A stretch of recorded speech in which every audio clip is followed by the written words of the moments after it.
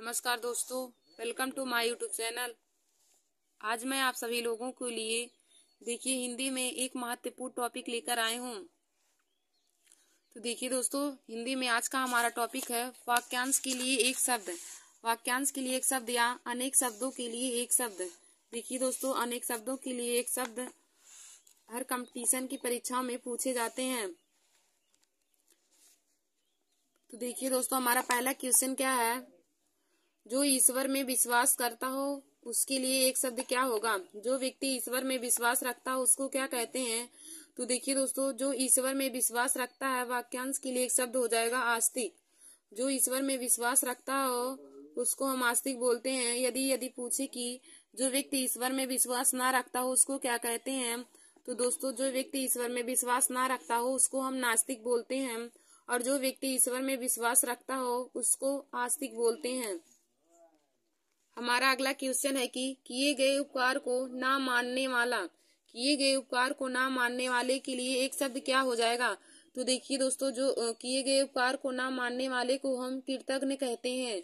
जो व्यक्ति किए गए उपकार को ना मानता हो उसको कृतज्ञ कहते हैं।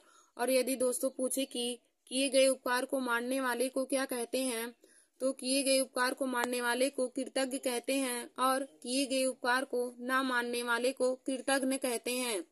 फिर हमारा अगला है कि जिसको ईश्वर में विश्वास ना हो, जिसको ईश्वर में विश्वास ना हो उसको हम क्या कहते हैं? तो देखिए दोस्तों, जिसको ईश्वर में विश्वास ना हो उसको हम नास्तिक कहते हैं। और यदि पूछे कि जिसको ईश्वर में विश्वास हो उसको क्या कहते हैं, तो जिसको ईश्वर में विश्वास हो उसको हम आस्तिक बोलते हैं। फिर हमारा अगला है कि जानने की इच्छा रखने वाले को क्या बोलते हैं? जानने की इच्छा रखने वाले को क्या कहते हैं? तो दोस्तों जानने की इच्छा रखने वाले को जिज्ञासु बोलते हैं। जानने की इच्छा रखने वाले को जिज्ञासु बोलते हैं। फिर हमारा अगला है कि 100 वर्ष के समय, 100 वर्ष के समय के लिए वाक्यांश के लिए एक शब्द क्या होगा? तो देखिए दोस्तों, 100 वर्ष के समय के लिए एक शब्द हो जाएगा शताब्दी। 100 वर्ष के समय के लिए एक शब्द हो जाएगा शताब्दी। फिर हमारा अगला क्वेश्चन है कि दोपहर के बाद के समय को क्या कहते हैं? दोपहर के बाद के समय को, तो देखिए दोस्तों, दोपहर के बाद के समय को अपराह्न बोलते हैं। फिर हमारा अगला क्वेश्चन है कि वह पुरुष जिसकी पत्नी मर गई हो, वह पुरुष जिसकी पत्नी मर गई हो वाक्यांश के लिए एक शब्द क्या होगा? तो देखिए दोस्तों, वह पुरुष जिसकी पत्नी मर गई हो उसके लिए एक शब्द विधुर होता है। और यदि पूछे कि वह पत्नी जिसका पुरुष मर गया हो तो उसको हम विधवा बोलते हैं। देखिए दोस्तों, वह पुरुष जिसकी पत्नी मर गई हो उसके लिए एक शब्द विधुर हो जाएगा। और यदि पूछे कि वह पत्नी जिसका पति मर गया हो तो उसका हो जाएगा, उसके लिए हम बोलेंगे विधवा। फिर हमारा अगला क्वेश्चन है कि जिसका कोई स्वामी या रक्षक ना हो, जिसका कोई स्वामी या रक्षक ना हो उसको क्या बोलते हैं? तो देखिए दोस्तों, जिसका कोई स्वामी या रक्षक ना हो उसके लिए एक शब्द हो जाएगा अनाथ। जिसका कोई स्वामी या रक्षक ना हो उसको अनाथ बोलते हैं। फिर हमारा अगला क्वेश्चन है कि जिसकी उपमा के योग्य कोई ना हो, जिसकी उपमा के योग्य कोई ना हो उसको क्या बोलते हैं? तो दोस्तों, जिसकी उपमा के योग्य कोई ना हो उसको हम निरुपम बोलते हैं। फिर हमारा अगला क्वेश्चन है कि जो सब कुछ जानता हो उसको क्या कहते हैं? जो सब कुछ जानता है उसको क्या कहते हैं? तो दोस्तों, जो सब कुछ जानता है उसको सर्वज्ञ बोलते हैं। फिर हमारा अगला है कि प्रतिदिन प्रकाशित होने वाला समाचार पत्र, प्रतिदिन प्रकाशित होने वाला समाचार पत्र, तो देखिए दोस्तों, प्रतिदिन प्रकाशित होने वाला समाचार पत्र को दैनिक कहते हैं। फिर हमारा अगला है जिसमें कुछ करने की क्षमता ना हो, जिसमें कुछ करने की क्षमता ना हो उसे क्या कहते हैं? तो देखिए दोस्तों, जिसमें कुछ करने की क्षमता ना हो उसको अक्षम कहते हैं। हमारा अगला क्वेश्चन है कि जो एक ही माता के उदर से उत्पन्न हुआ हो, जो एक ही माता के उदर से उत्पन्न हुआ हो ऐसे लोगों को क्या कहते हैं? तो देखिए दोस्तों, जो एक ही माता के उदर से उत्पन्न हुआ हो ऐसे लोगों को सहोदर कहते हैं। फिर हमारा अगला क्वेश्चन है कि जो कीचड़ से उत्पन्न होता है, जो कीचड़ से उत्पन्न होता है वाक्यांश के लिए एक शब्द क्या होगा? तो देखिए दोस्तों, जो कीचड़ से उत्पन्न होता है वाक्यांश के लिए एक शब्द पंकज हो जाएगा। जो कीचड़ से उत्पन्न होता है वाक्यांश के लिए एक शब्द पंकज हो जाएगा। फिर हमारा अगला क्वेश्चन है कि जिसकी आंखें हिरण की आंखें की समान हैं, जिसकी आंखें हिरण की आंखें के समान है, वाक्यांश के लिए एक शब्द क्या होगा? तो देखिए दोस्तों, वाक्यांश के लिए एक शब्द हो जाएगा मृगनयनी। जिसकी आंखें हिरण की आंखें के समान हो उसके लिए एक शब्द मृगनयनी हो जाएगा। फिर हमारा अगला क्वेश्चन है, जो भूखा हो उसके लिए एक शब्द क्या होगा? तो देखिए दोस्तों, जो भूखा हो उसके लिए एक शब्द बुभुक्षित हो जाएगा। फिर हमारा अगला क्वेश्चन है कि जंगल की अग्नि को क्या कहते हैं? जंगल में लगने वाली आग को या फिर जंगल की अग्नि को क्या कहते हैं? तो दोस्तों, जंगल की अग्नि को दावा अग्नि कहते हैं। फिर हमारा अगला क्वेश्चन है, जो वंदना करने की योग्य हो उसके लिए एक शब्द क्या हो जाएगा?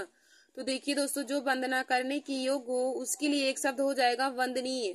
जो वंदना करने की योग्य हो वंदनीय हो जाएगा। फिर हमारा अगला क्वेश्चन है, जिसके आने की कोई तिथि निश्चित ना हो उसके लिए एक शब्द क्या होगा? जिसके आने की कोई तिथि ना हो तो उसको क्या कहते हैं? तो देखिए दोस्तों, जिसके आने की कोई तिथि ना हो उसको हम अतिथि कहते हैं। जिसके आने की कोई तिथि निश्चित ना हो उसको हम अतिथि कहते हैं। फिर हमारा अगला क्वेश्चन है, जो स्त्री कविता लिखती हो उसको क्या कहते हैं? जो स्त्री कविता लिखती हो उसको क्या कहते हैं? तो दोस्तों, उसे हम कवयित्री कहते हैं। जो स्त्री कविता लिखती हो उसे हम कवयित्री बोलते हैं। फिर हमारा अगला क्वेश्चन है कि जो कभी ना मरता हो या फिर सदैव रहने वाला। तो देखिए दोस्तों, जो कभी ना मरता हो उसको हम अमर बोलते हैं। जो कभी ना मरता है उसे अमर कहते हैं। फिर हमारा अगला क्वेश्चन है, जिसे क्षमा किया जा सके। जिसे क्षमा किया जा सके उसके लिए एक शब्द क्या होगा? तो दोस्तों, जिसे क्षमा किया जा सके उसके लिए एक शब्द क्षम्य हो जाएगा। फिर हमारा अगला क्वेश्चन है, स्वयं उत्पन्न होने वाला। स्वयं उत्पन्न होने वाले के लिए एक शब्द क्या हो जाएगा? तो देखिए दोस्तों, स्वयं उत्पन्न होने वाले के लिए एक शब्द स्वयंभू हो जाएगा। स्वयं उत्पन्न होने वाले के लिए एक शब्द स्वयंभू हो जाएगा। फिर हमारा अगला क्वेश्चन है, जो पहले कभी ना हुआ हो।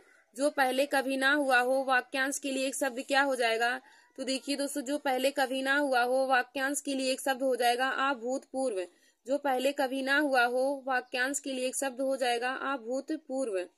फिर हमारा अगला क्वेश्चन है कि जीने की इच्छा रखने वाले को क्या कहते हैं? जीने की इच्छा रखने वाले को क्या कहते हैं? तो देखिए दोस्तों, जीने की इच्छा रखने वाले को जिजीविषा बोलते हैं। जीने की इच्छा रखने वाले को जिजीविषा बोलते हैं। फिर हमारा अगला क्वेश्चन है, पृथ्वी और आकाश के बीच के स्थान को क्या बोलते हैं? पृथ्वी और आकाश के बीच के स्थान को, तो देखिए दोस्तों, पृथ्वी और आकाश के बीच के स्थान को अंतरिक्ष बोला जाता है। पृथ्वी और आकाश के बीच के स्थान को अंतरिक्ष बोला जाता है। फिर हमारा अगला क्वेश्चन है कि रास्ता दिखाने वाले को क्या बोलते हैं? रास्ता दिखाने वाले को क्या बोलते हैं? तो देखिए दोस्तों, रास्ता दिखाने वाले को पथ प्रदर्शक बोलते हैं। फिर हमारा अगला क्वेश्चन है कि सदा सत्य बोलने वाले को क्या कहते हैं? सदा सत्य बोलने वाले को क्या कहते हैं? तो दोस्तों, सदा सत्य बोलने वाले को सत्यवादी बोलते हैं। फिर हमारा अगला क्वेश्चन है, जिसे अपने कार्य में सफलता मिली हो। जिसे अपने कार्य में सफलता मिली हो वाक्यांश के लिए एक शब्द क्या होगा? तो दोस्तों, जिसे अपने कार्य में सफलता मिली हो उसको हम सफल बोलते हैं। फिर हमारा अगला क्वेश्चन है कि सत्य में जिसका दृढ़ विश्वास हो उसको क्या बोलते हैं? सत्य में जिसका दृढ़ विश्वास हो उसको क्या बोलते हैं? तो देखिए दोस्तों, सत्य में जिसका दृढ़ विश्वास हो उसको सत्यनिष्ठ बोलते हैं। फिर हमारा अगला क्वेश्चन है, जिसकी इच्छाएं बहुत ऊंची हो।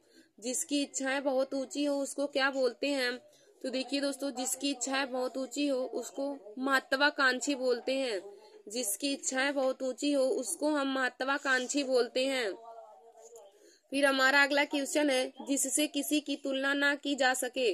जिससे किसी की तुलना ना की जा सके वाक्यांश के लिए एक शब्द क्या होगा?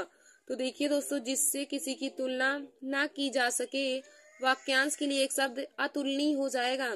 जिससे किसी की तुलना ना किया जा सके वाक्यांश के लिए एक शब्द हो जाएगा अतुलनीय। फिर हमारा अगला क्वेश्चन है, जिसका दमन ना किया जा सके। जिसका दमन ना किया जा सके, तो दोस्तों देखिए, जिसका दमन ना किया जा सके उसको अदम्य बोलते हैं। फिर हमारा अगला क्वेश्चन है, जिसके समान कोई दूसरा ना हो। जिसके समान कोई दूसरा ना हो तो वाक्यांश के लिए एक शब्द क्या होगा? तो देखिए दोस्तों, जिसके समान कोई दूसरा ना हो उसको हम अद्वितीय बोलते हैं।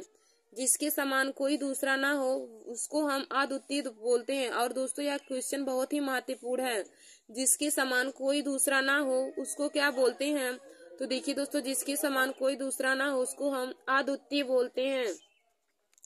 फिर हमारा अगला क्वेश्चन है कि जिसका कोई अंत ना हो उसको क्या बोलते हैं? जिसका कोई अंत ना हो, तो देखिए दोस्तों, जिसका कोई अंत ना हो उसको हम अनंत बोलते हैं। फिर हमारा अगला क्वेश्चन है कि जिसका कोई शत्रु पैदा ना हुआ हो, जिसका कोई शत्रु पैदा ना हुआ हो उसको क्या बोलते हैं?